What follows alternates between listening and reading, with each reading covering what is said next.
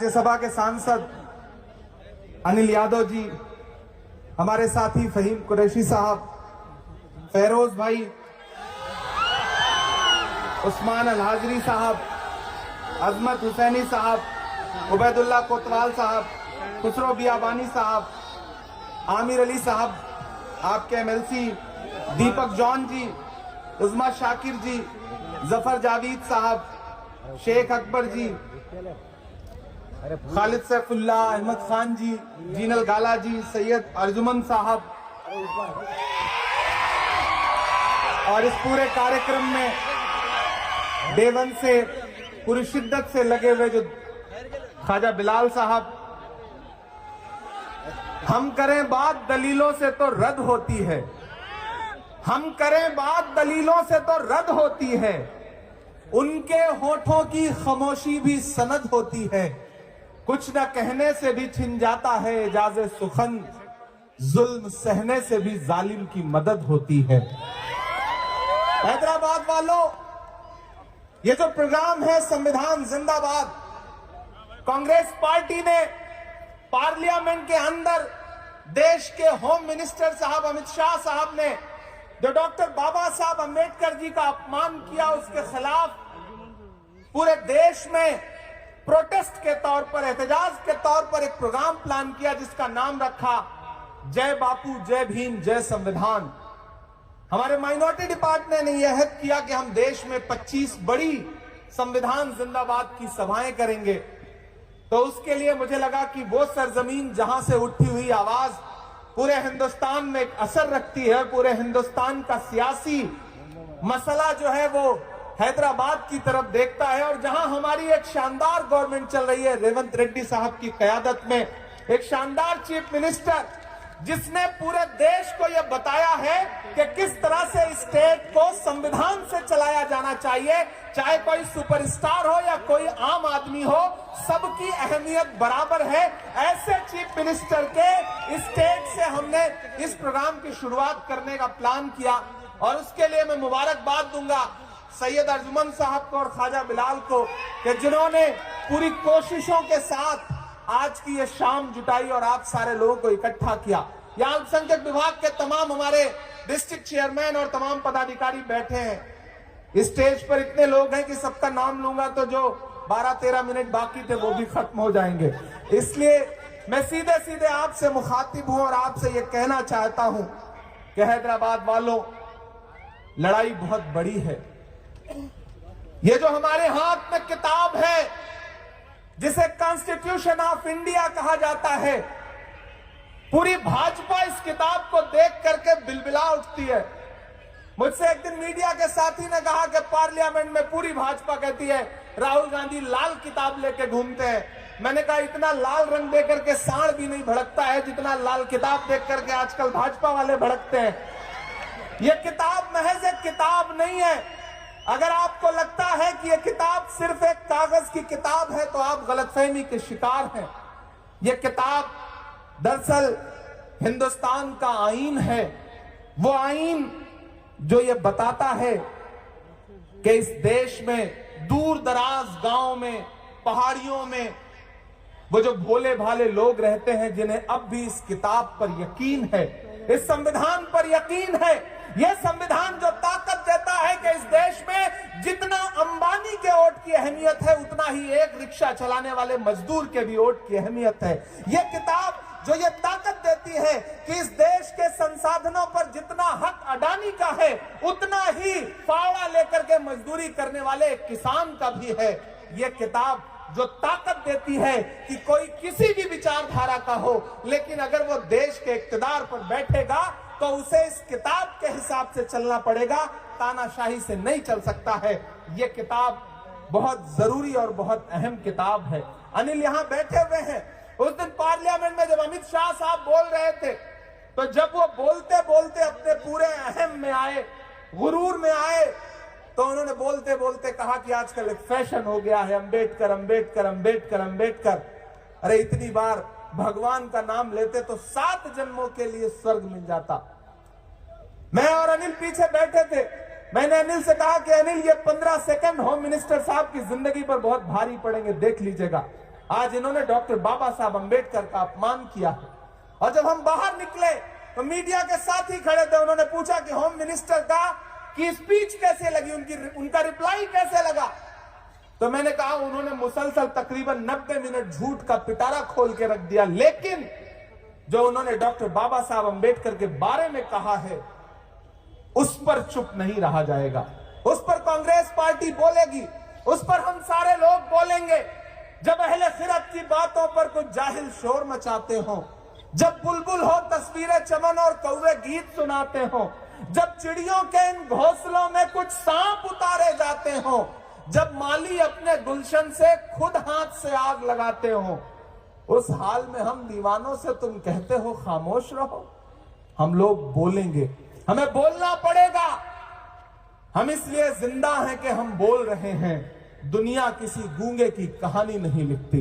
मैं राहुल गांधी जी के साथ सियासत करता हूं, उनके कंधे से कंधा मिला करके चलता हूं।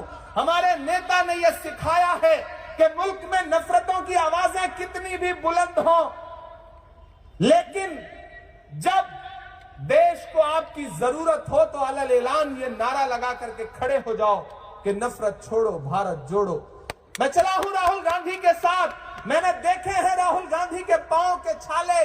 4000 किलोमीटर इसी आईन को बचाने की लड़ाई लड़ने के लिए वो इंसान कन्याकुमारी से कश्मीर तक चलता रहा, अपने पैर के छालों की परवाह किए बगैर। मैं चला हूं राहुल गांधी के साथ। मुझसे लोग कहते थे इमरान साहब आप तो सियासत दामाद में हैं, शायर पहले हैं, आप राहुल गांधी के साथ चल रहे हैं, आप क्या कहेंगे। तब मैं कहता था कि जो हर जालिम से टकराएगी वो आंधी बनाऊंगा, जो हर जालिम से टकराएगी वो आंधी बनाऊंगा। नए अंग्रेज आए हैं, नया गांधी बनाऊंगा। वो नया गांधी जो इस मुल्क में नफरतों के खिलाफ लड़ रहा है। हम सारे लोग जो इस स्टेज पर बैठे हैं उसके सिपाही बन करके भाजपा की संविधान के खिलाफ, डॉक्टर बाबा साहब अंबेडकर के खिलाफ जो सोच है उसके लिए सड़क से लेकर के संसद तक लड़ रहे हैं। हम और अनिल दोनों लोग पार्लियामेंट में हैं। हम वहां पार्लियामेंट के अंदर भी लड़ रहे थे और अब सड़क पर भी लड़ रहे हैं। पूरी कांग्रेस पार्टी सड़क पर लड़ रही है।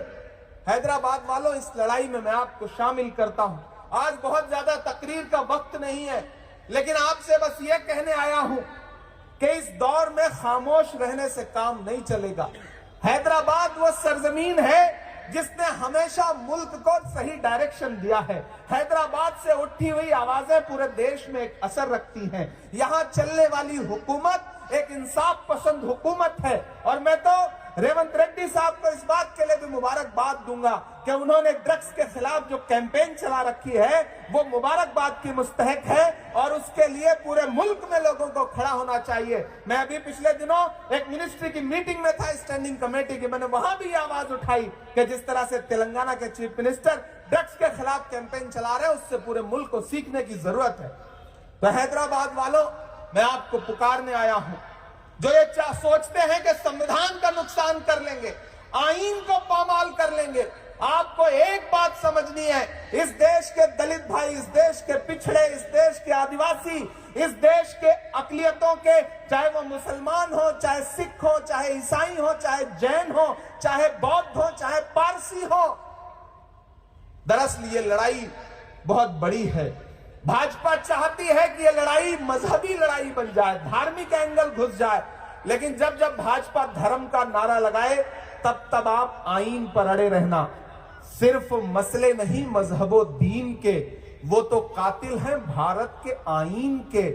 ऐसे जमहूरियत के गुनहगार को, ऐसी सरकार को, ऐसे दरबार को मैं नहीं मानता, मैं नहीं मानता। मैं उनके खिलाफ खड़ा हूं, हम सारे लोग उनके खिलाफ खड़े हैं, और आपको भी पुकारते हैं कि इस लड़ाई में आपको आईन के साथ खड़ा होना है। हैदराबाद वालों, आप बड़ी तादाद में यहां इकट्ठा हैं। मैं आपकी मौजूदगी को सलाम करता हूं और मुबारकबाद देता हूं पूरी टीम को जिसने ये प्रोग्राम ऑर्गेनाइज किया है। आज चूंकि वक्त बहुत कम है, मैं आपसे क्या ज्यादा गुफ्तगू करता, लेकिन इतना आपसे कह रहा हूं कि फिर से एक बार समझदारी के साथ, होशियारी के साथ हैदराबाद से आवाजें पूरे देश में जानी चाहिए। यहां से आवाज उठनी चाहिए, यहां की आम आवाम को आवाज उठानी पड़ेगी कि मुल्क में आईन बचेगा तभी मुल्क बचेगा, डॉक्टर बाबा साहब अंबेडकर का संविधान बचेगा तभी मुल्क बचेगा, महात्मा गांधी के उसूल बचेंगे तभी मुल्क बचेगा, मौलाना अबुल कलाम आजाद की सदाएं बचेंगी जो उन्होंने जामा मस्जिद दिल्ली की सीढ़ियों पे खड़े होकर दी थी, तभी मुल्क बचेगा। इस देश में जो हमारे बुजुर्गों ने, जो हमारे पुरखों ने, जो हमारे आबाओ अजदाद ने जो खिदमत की है, अगर उनको याद रखा जाएगा तभी मुल्क आगे बढ़ेगा। इन्हीं नारों के साथ मैं आपसे बस इतना कहना चाहता हूं साथियों कि इस लड़ाई में आप सब हमारा साथ दीजिए। कोई ज्यादा तकरीर नहीं करना है, बस मैं उनसे कहना चाहता हूं जो इस किताब को महज एक किताब बना के रख देना चाहते हैं, मैं उनसे कहना चाहता हूं कि कैंची से चिरागों की लवें काटने वालों, कैंची से चिरागों की लवें काटने वालों, कुदरत के करिश्मों से लड़ोगे तो मिटोगे। तुम फूल को चुटकी में मसल सकते हो लेकिन खुशबू को बिखरने से नहीं रोक सकोगे। ये किताब जो इस देश के अकलियतों को, दलितों को हक देती है कि आप भी इस मुल्क में बराबर के शहरी हैं, जितना नरेंद्र मोदी जी का हक है उतना ही आपका भी हक है, इमरान प्रतापगढ़ी का भी हक है, आरजुमंद का भी हक है, ख्वाजा बिलाल का भी हक है। मैं आपसे अपील करता हूं, ये जो संविधान जिंदाबाद का नारा है, इस नारे के साथ आप सारे लोगों को खड़ा होना है। आप जहां हैं, जैसे हैं, खड़े हो जाएं। और मैं चाहता हूं कि मेरे साथ जो संविधान का प्रियम्बल है उसे अगर आप सारे लोग दोहराएंगे तो मुझे अच्छा लगेगा। मैं वो प्रियम्बल आपके बीच में पढ़ना चाहता हूं, आप सारे लोग उसे दोहराएंगे। फहीम साहब आप आगे आ जाइए और स्टेज पर लोग खामोशी से, 3 मिनट बाकी है। मैं चाहता हूं मेरे साथ प्रियम्बल पढ़ें, मैं एक एक लाइन दोहराऊंगा, आप कॉन्स्टिट्यूशन का प्रियम्बल पढ़ेंगे। हम भारत के लोग,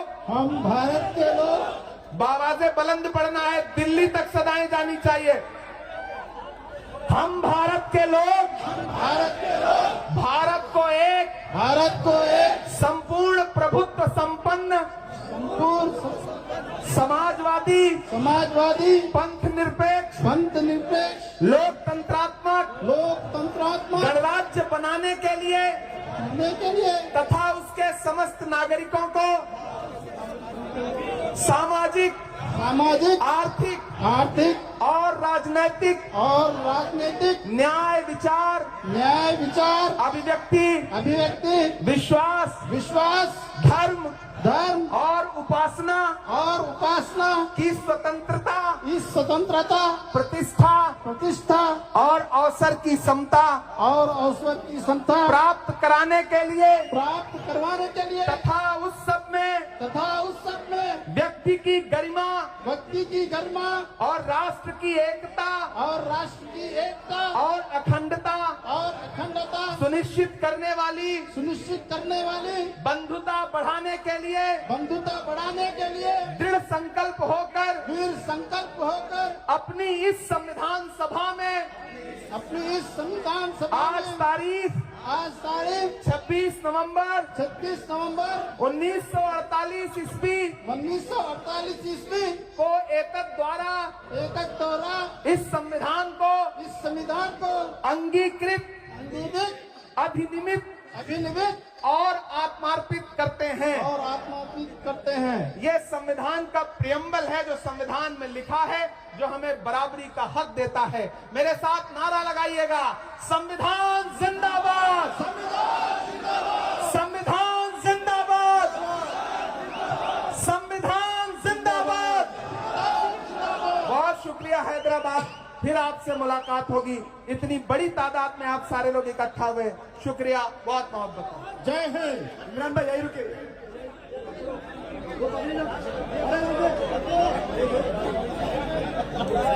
में फिरोज खान का सब वाकिफ है, हम पे सबको मालूम है।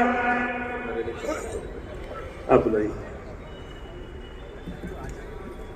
MLC अली जनाब आमिर अली खान साहब का डाइस पे इस्तकबाल किया जाता है। आमिर अली खान साहब। हजरत, ये जरूरत है, जमीन से जो जुड़े हुए लोग हैं उनकी जरूरत है ओल्ड सिटी में, हैदराबाद बिलखुसूस, क्योंकि ये मरकज है।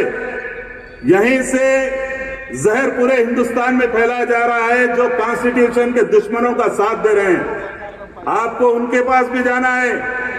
आपको मालूम है, इनके ये शरंगेजी की वजह से महाराष्ट्र में 15 मिनट कितना खतरनाक इसके असरात हुए आपको मालूम है मेरे भाइयों। ये 15 मिनट की वजह से कितना नुकसान हुआ है मालूम है आपको। फिर ये 15 मिनट दिल्ली जा रहा है। आपको, हमको, सबको चाहिए कि लड़ाई इस शहर का जो महवर है, ये महवर है जो फसाद का, जो जहर।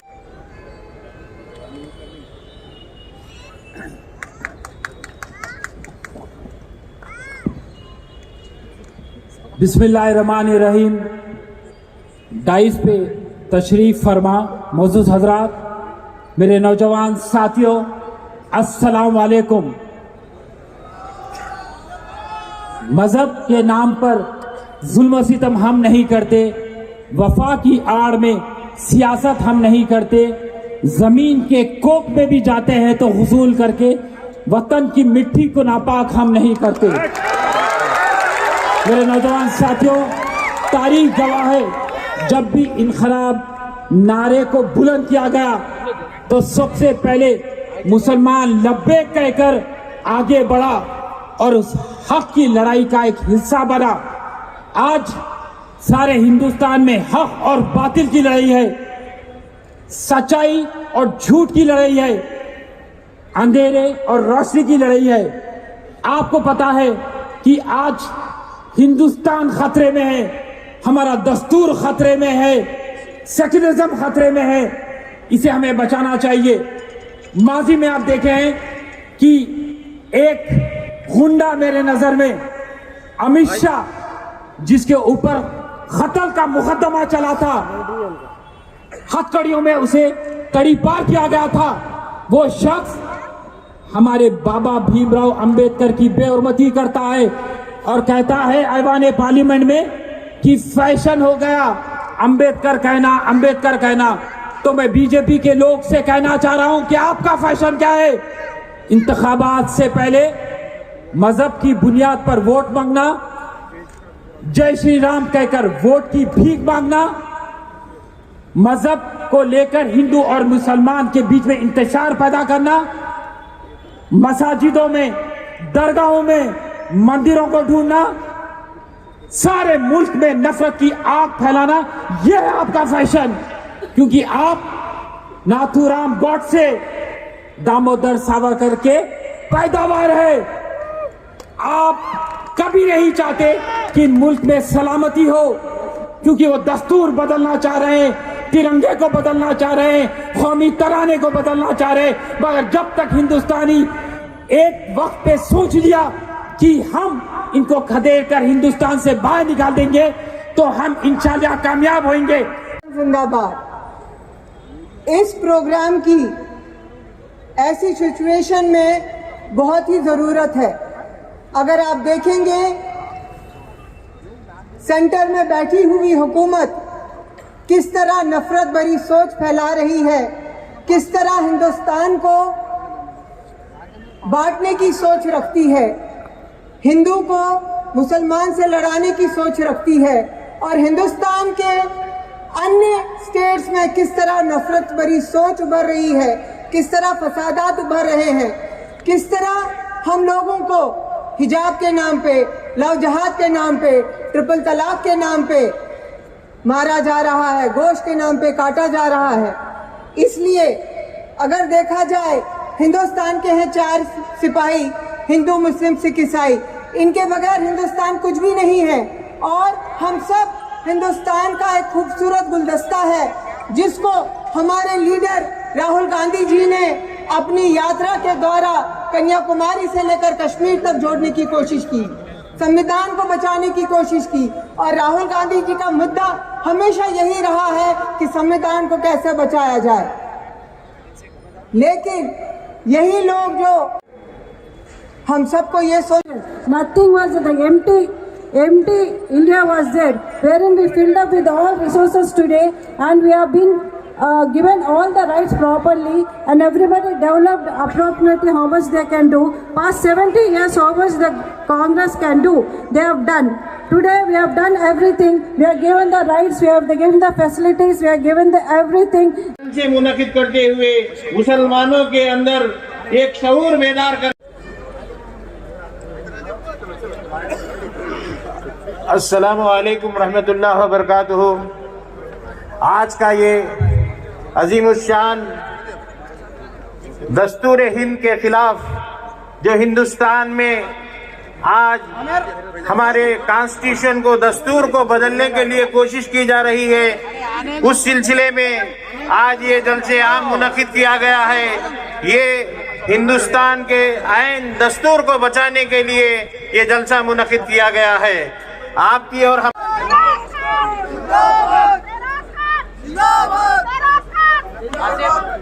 अब मैं माइक पर दावत देता हूं जनाब एडवोकेट जमाल शरीफ साहब, TPCC vice chairman, minority department.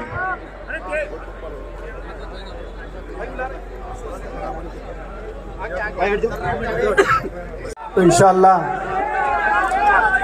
बहुत आगे सामने सामने ऐसे दरिंदे चरिंदे क्या है, बहुत से क्या है, अम्बेडकर का संविधान को क्या, हमारा संविधान को मिटाने की कोशिश कर रहे हैं। अब इसको अब ऐसे दरिंदों को क्या है, हम क्या है ख़त्म करने के लिए हम सब एक होना ज़रूरी है। आज अमित शाह, कल दूसरा और तीसरा, ऐसा रोज़ पर रोज़ क्या है संविधान को मिटाने की बहुत से मेहनत की जा रही है। इसलिए क्या है भाई बुजुर्गों, हम सब एक होना ज़रूरी है। हम सब मिलके क्या है संविधान को बचाने की जैसे की रौनक है, बनाए मेहरबानी अपनी अपनी निशिस्त पे जाए, निशिस्तें पूरी करिए प्लीज।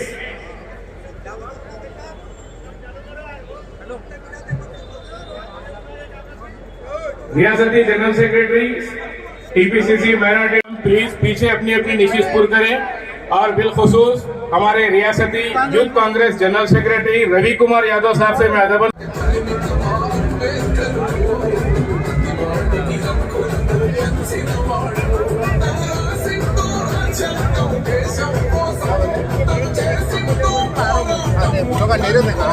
बराबर लेके आप हम कहाँ जाने वाले हैं, जाने वाले हैं।